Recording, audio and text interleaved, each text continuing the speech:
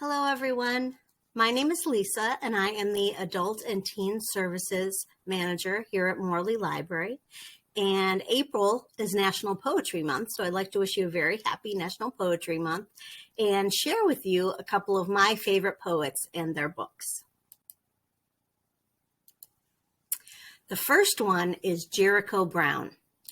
Jericho Brown's most recent book, The Tradition, won the Pulitzer Prize last year.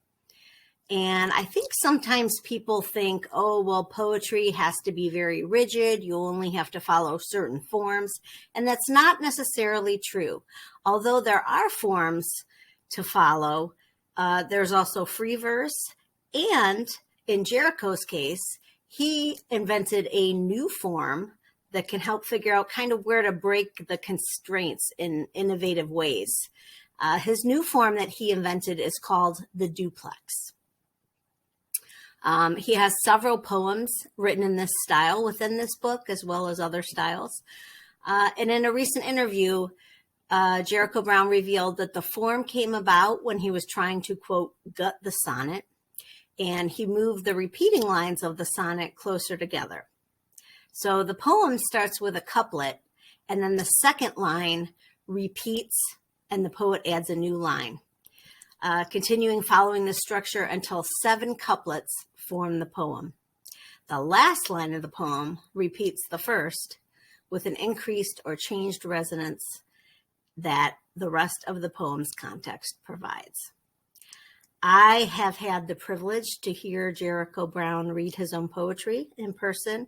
If you ever have the chance to do so, either in person or via a live streaming, seize it. It is like listening to a choir coming from one person. He's just amazing. My next featured poet is Amanda Gorman. Many of you may be familiar with her, as her poetry was featured both at this year's presidential inauguration as well as during the Super Bowl.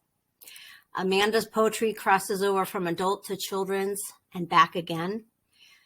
Her inaugural poem, The Hill We Climb, is releasing in book form at the end of March, and her children's book, Change Sings, a children's anthem, releases in September. We do have copies of The Hill We Climb already on order for Morley, so I would definitely say place your holds, as this is sure to be quite popular.